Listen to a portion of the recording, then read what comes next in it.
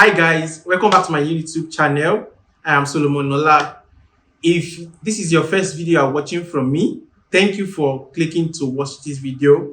I'm sure that you're going to learn a lot, gain a lot from this video, absolutely.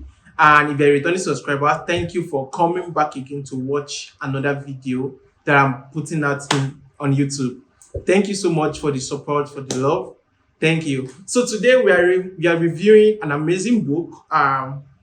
This book is precious to me because it teaches you everything you need to know about how people think with money. How do you think with money, right? What do you think money is? What do you think money is about? Yes, if you can, I believe that if we can resolve all of this, then join me to review this amazing book. The Psychology of Money.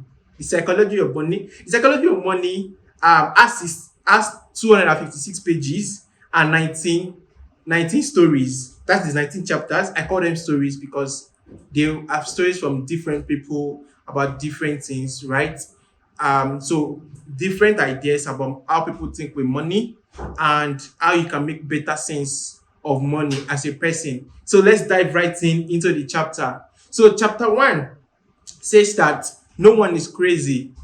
In chapter 1, Morgan Housel talked about people who do crazy things with money, but in actual fact, they are not crazy, right? The reason why people do crazy things with money is because people are from different generations, raised by different people, right? Who earns different income, different cultural values about money in different parts of the world.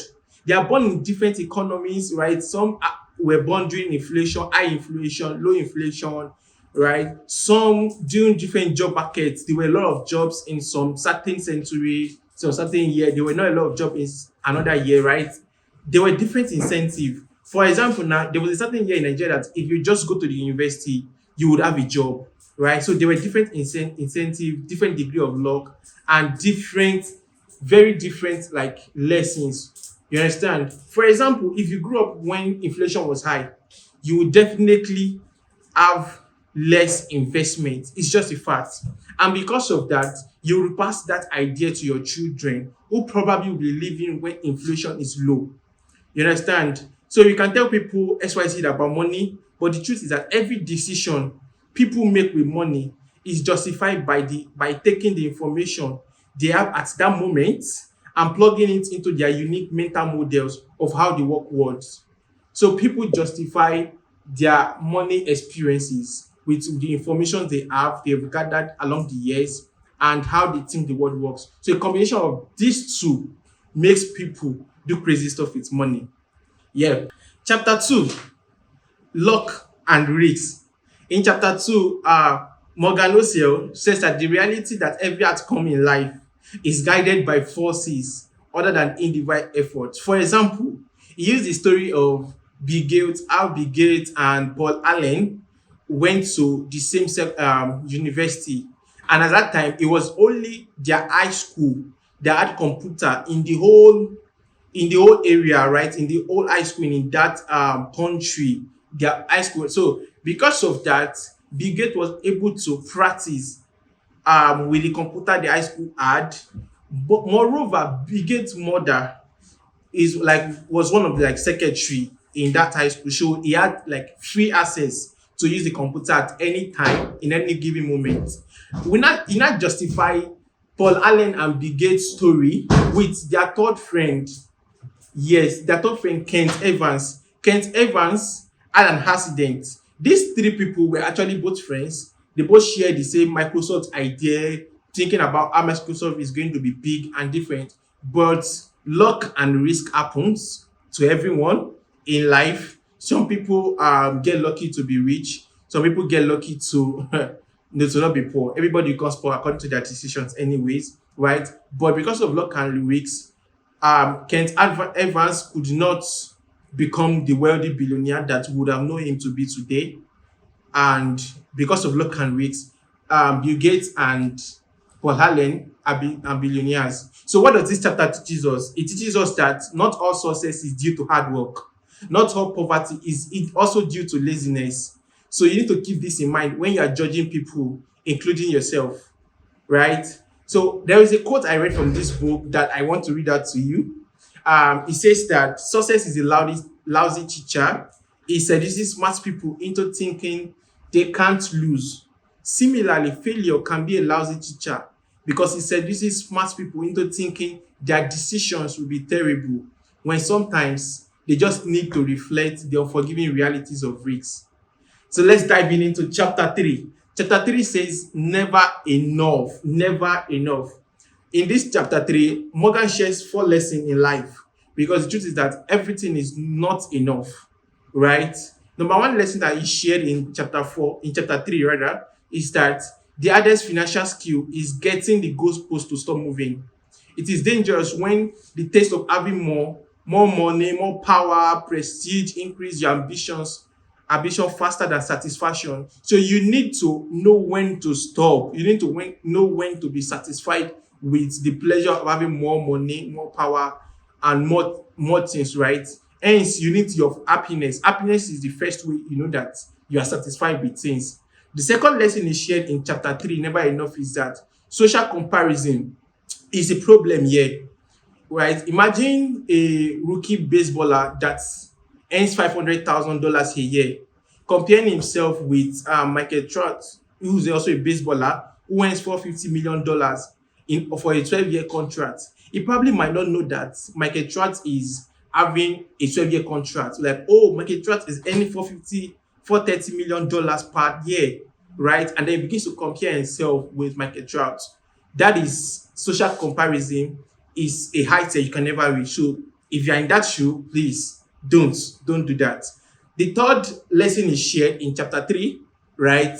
Is enough is too little. The idea of having enough might look like we are leaving opportunities and potential on the table, but that is not true. Enough is not too little. The fourth lesson is shared is that there are many things never worth rushing, no matter the potential gain.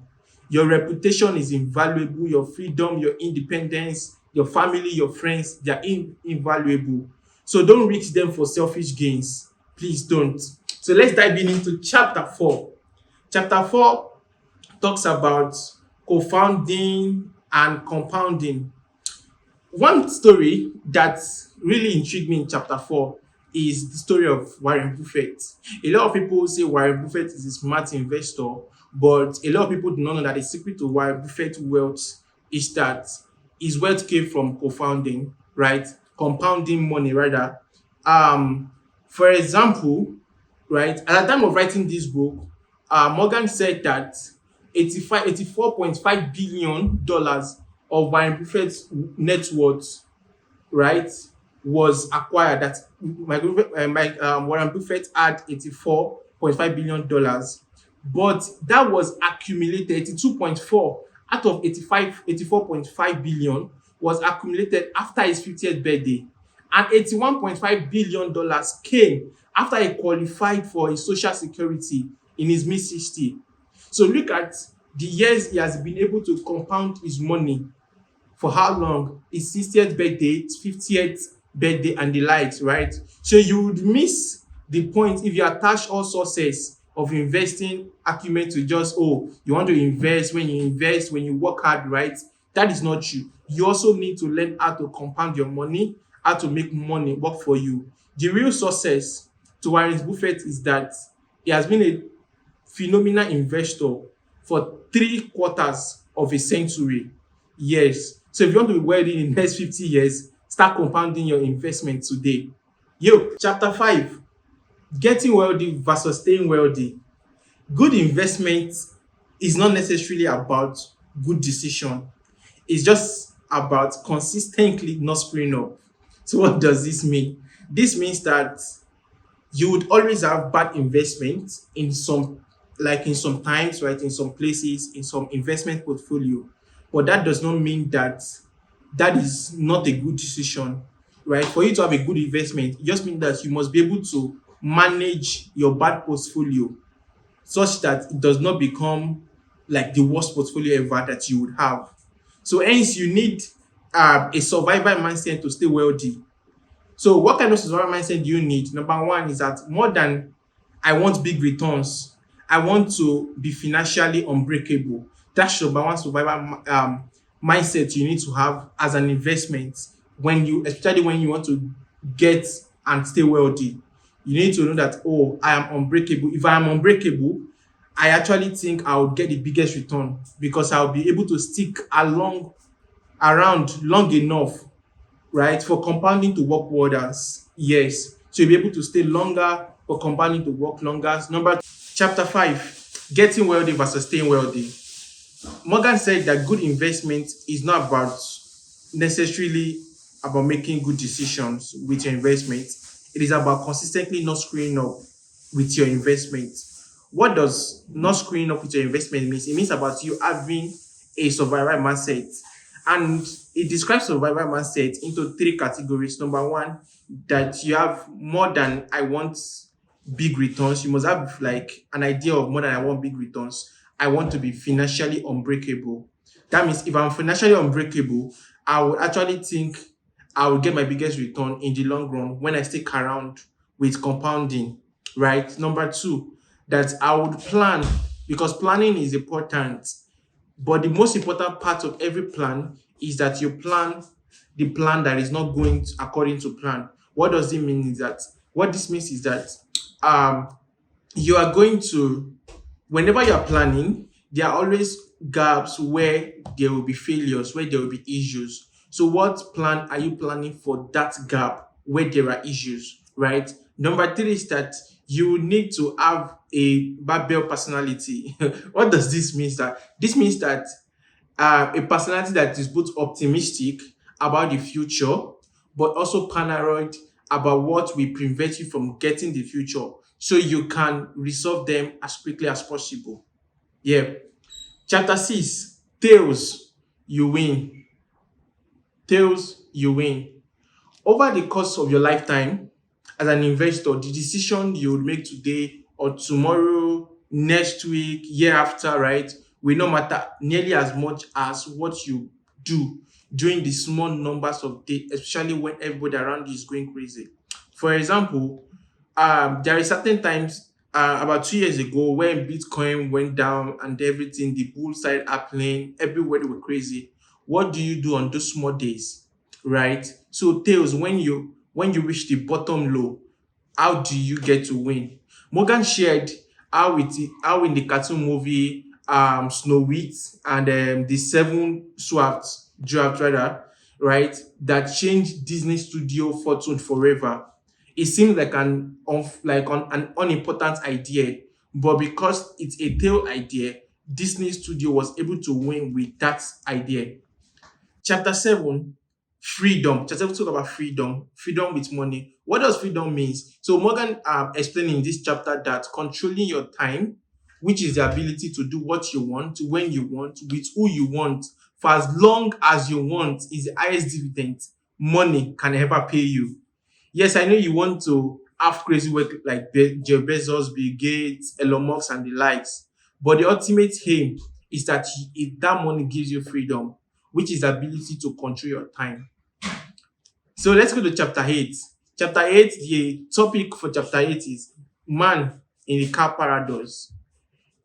What does chapter 8 teach us? It teaches us that if respect and admiration are your goals, be careful how you seek it. So it means that if you are looking for respect, right? If your goal to make money is to have respect, is to be admired by people, be careful how you make that money. So you have to be careful. You have to take the legitimate means of making money instead of the illegitimate means of making money, right? Humility, kindness, empathy will bring you more respect than horsepower. That's talking about car, luxurious things we ever we like. No one is impressed by your possession, really, as you are the only one that is impressed by your possession. So you have to be careful how you seek to accomplish your respect and your admiration goals of making money. Chapter 9, wealth is what you don't see, right? Many ironies about money is that wealth is what you don't see. That's just the truth. Wealth is hidden in the income that you don't spend. Yes, there was a certain year that Rihanna went almost bankrupt and then she sued financial advisor for going bankrupt. I think that's crazy, but in the American world, a different laws plays out there. You understand? And then the advisor responded to, I was like, was it necessary to tell you that if you spend money on things, you would end up with those things and not money? The truth is that there is no faster way to feel rich than to spend a lot of money on really nice things. But the way to be rich is to spend the money you have and not to spend the money you don't have. It is just that simple. Spend the money you have and not the money you don't have. Wealth is truly what you don't see, and that is what I learned from chapter 9. Yes. Chapter 10, save money. I know a lot of people have been hearing about this chapter, like, oh, save, save, save. We have different saving platforms, and yet tend to about savings, right? To answer the question, if I spend money, will I be poor, right? What else can I do? The answer is to save. If you spend money, you definitely might be poor or will be poor, or you are leading to the path of being poor.